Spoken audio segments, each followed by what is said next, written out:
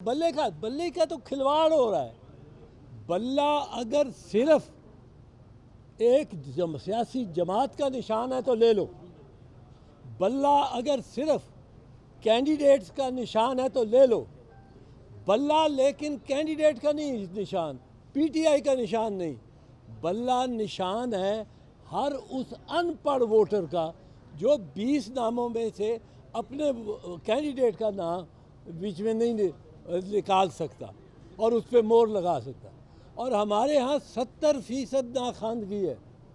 अब वो सारे वोटर्स को, करोड़ा वोटर्स को एक जुम्बिश कदम के साथ ये इलेक्शन कमीशन या चीफ इलेक्शन कमिश्नर उनके वोट का ही हक से महरूम कर सकता है। वोट एक बुनियादी हक है।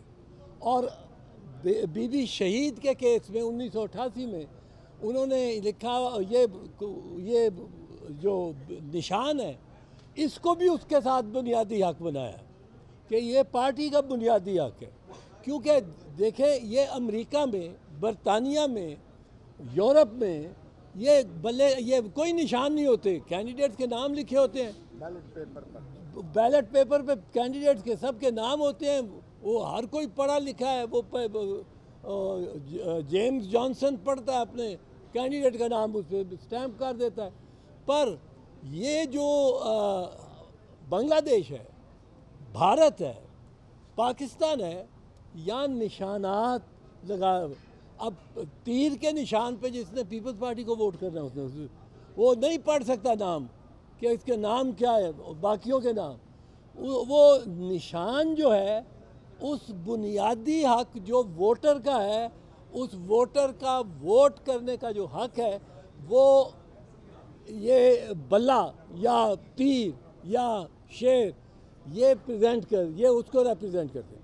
अब आप देखें, आप एक तरह से पार्टी से निशान ले लेते,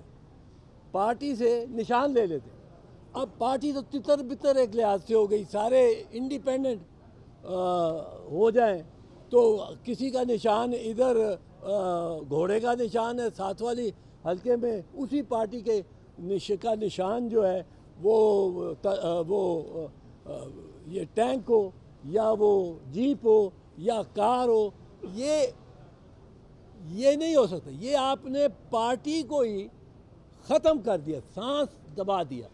अब सियासी जमात को डी रजिस्टर करने का या गैर फाल करने का इख्तियार सिर्फ और सिर्फ सुप्रीम कोर्ट ऑफ पाकिस्तान के पास है अंडर आर्टिकल 17।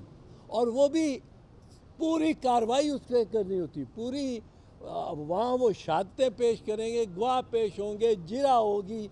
और ये नैब को जब ANP की जो पहले पेश रॉ पार्टी थी, नैब को जब बैन किया गया 1976-74 में, तो उस वक्त पूरी 8 महीने उनकी कार्रवाई होती रही, ट्रायल होता रहा।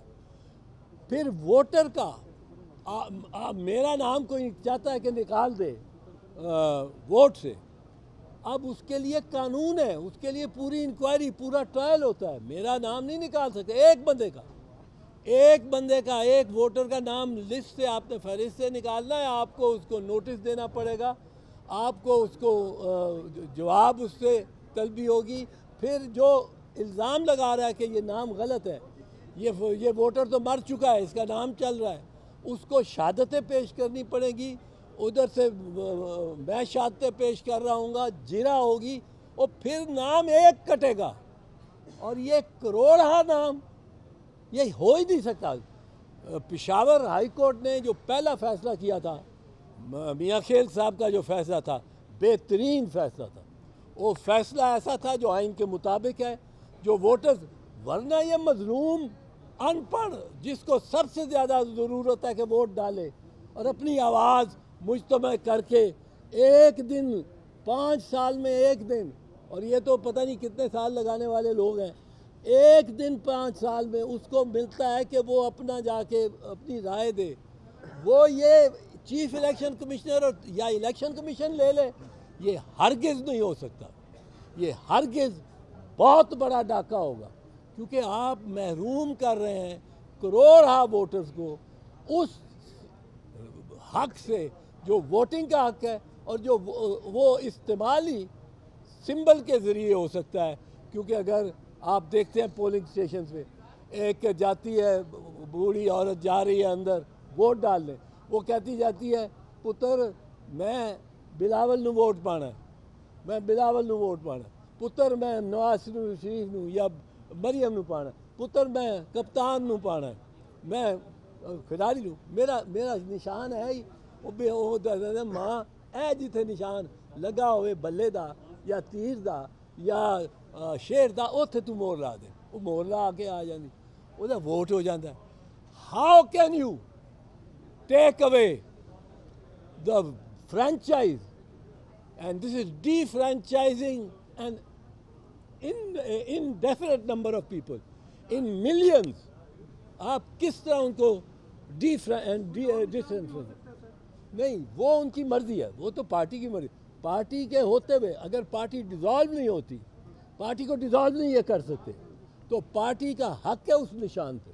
ये भी बीवी शहीद के केस में 1988 के केस में मैंने वो किया हुआ केस, उस केस में तीर का निशान हमने लिया था क्योंकि तलवार निकाल दिया था ज़ियाउल हक ने, और वो तीर का निशान हमें मिल गया। वो निशान जो अवेलेबल थे उसमें ऑप्शन थी, ये ऑप्शन है, पर पार्टी से निशान वापस लिया ही नहीं जा सकता।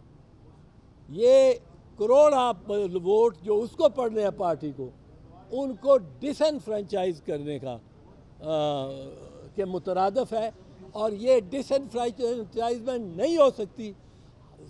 पेशावर हाई कोर्ट का जो पहला फैसला था वो बिल्कुल दुरुस्त था, और उसी पे ही इंशाअल्लाह मेरा ख्याल है इंशाअल्लाह अदालतें आके ठहरेंगी, क्योंकि वो ये नहीं काम कर सकती। एक मिनट मैं ऐड करना चाहूँगा, ये जो आज भी गुफ्तगू होती रही, इलेक्शन कमीशन ऑफ पाकिस्तान ने रॉन्ग स्टेटमेंट्स यहाँ शो किए हैं। 22 तारीख को हम गए थे, 22 तारीख को हमारा डेलीगेशन गया, और हमने वहाँ बहस के दरमियान कहा कि चीफ सेक्रेटरी पंजाब को और आईजी पंजाब को तब्दील किया जाए, और वो हमारे मुतालबे को सुनने के बाद उन्होंने चेंज नहीं किया। फिर हमने 27 तारीख को लिख के दिया कि आपके हुक्म के मुताबिक के तमाम ग्रीवेंस आपके रिड्रेस होंगे, लेकिन वो नहीं रिड्रेस हुए। उसके बाद फिर हमने 27 को एप्लीकेशन दी कि चीफ सेक्रेटरी और आईजी पंजाब को तब्दील करें, ताकि ये प्रपोजल और सिकेंडर्स को उठाए जाने वाला जो सिलसिला है वो बंद हो सके। लेकिन जो इलेक्शन कमीशन की जिम्मेदारियां हैं वो उन्होंने पूरी अदा नहीं की। आज तक भी कोई ऐसा ना ऑर्डर पास कर सके, ना उनके खिलाफ कोई एक्शन ले सके। हालांकि उन्होंने हमारे साथ पूरे डेलीगेशन के साथ वादा किया था कि अगर कोई आरओ या डीआरओ या कोई पुलिस ऑफिशियल कोई भी ज्यादती करेगा, ना सिर्फ हम उसको हटाएंगे बल्कि उनके खिलाफ डिसिप्लिनरी एक्शन भी लेंगे, हम एफआईआर भी दर्ज कराएंगे। लेकिन इनमें से कोई काम नहीं किया, और पाकिस्तान की तारीख की 76 साल तारीख की बदतरीन धांधली के ऊपर वो बैठ के खामोशी से बैठे हुए हैं, और सिवाय पीटीआई के खिलाफ इंट्रा पार्टी इलेक्शन से लेकर तौहीन इलेक्शन कमीशन और कोई काम जो उनकी अपनी जिम्मेदारी है, कॉन्स्टिट्यूशनल ड्यूटी है कि वो फ्री एंड फेयर इलेक्शन कराएं, वो अंजाम नहीं दे रहे। Thank you.